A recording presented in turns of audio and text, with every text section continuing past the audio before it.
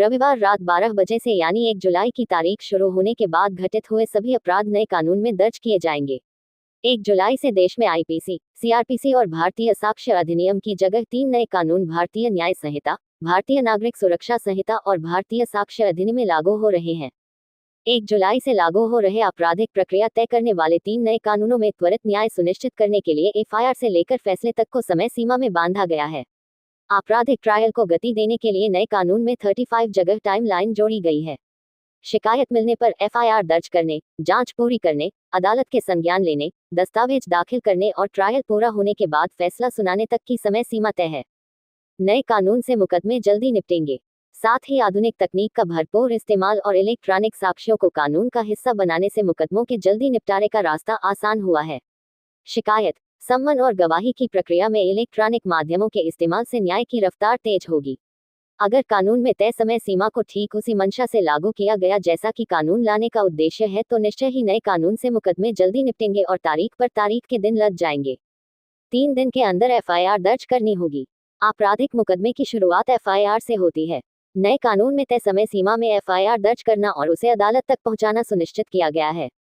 भारतीय नागरिक सुरक्षा संहिता बीएनएसएस में व्यवस्था है कि शिकायत मिलने पर 3 दिन के अंदर एफआईआर दर्ज करनी होगी। 3 से 7 साल की सजा के केस में 14 दिन में प्रारंभिक जांच पूरी करके एफआईआर दर्ज की जाएगी।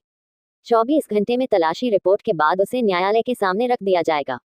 नए कानून में आरोप पत्र की भी टाइमलाइन तय।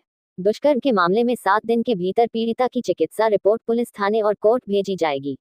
अभी तक लागू सीआरपीसी में इसकी कोई समय सीमा तय नहीं थी। नया कानून आने के बाद समय में पहली कटौती यही होगी। नए कानून में आरोप पत्र की भी टाइमलाइन तय है।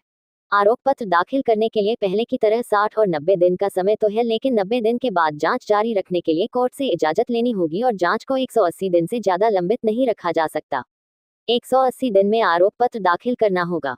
ऐसे में जांच चालू रहने के नाम पर आरोप पत्र को अनिश्चितकाल के लिए नहीं लटकाया जा सकता। 0107/723 PM अशोक निरनपुरी, पुलिस के लिए टाइमलाइन तय करने के साथ ही अदालत के लिए भी समय सीमा तय की गई है। मजिस्ट्रेट 14 दिन के भीतर केस का संज्ञान लेंगे। केस ज्यादा से ज्यादा 120 दिनों में ट्रायल पर आ जाए, इसके लिए कई काम किए गए हैं। प्ली बार्गेनिंग का भी समय तय है। प्ली बार्गेनिंग पर नया कानून कहता है कि अगर आरोप तय होने के 30 दिन के भीतर आरोपी गुनाह स्वीकार कर लेगा तो सजा कम होगी।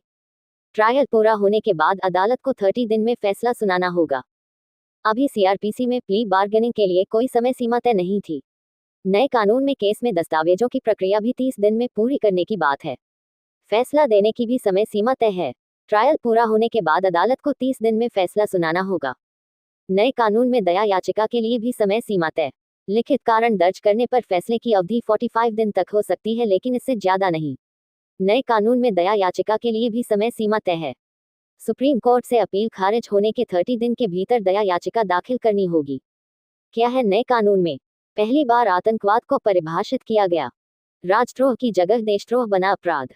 मॉब लिंचिंग के मामले में आजीवन कारावास या मौत की सजा। पीड़ित कहीं भी दर्ज करा सकेंगे एफआईआर, जांच की प्रगति रिपोर्ट भी मिलेगी। राज्य को एकतरफा केस वापस लेने का अधिकार नहीं, पीड़ित का पक्ष सुना जाएगा।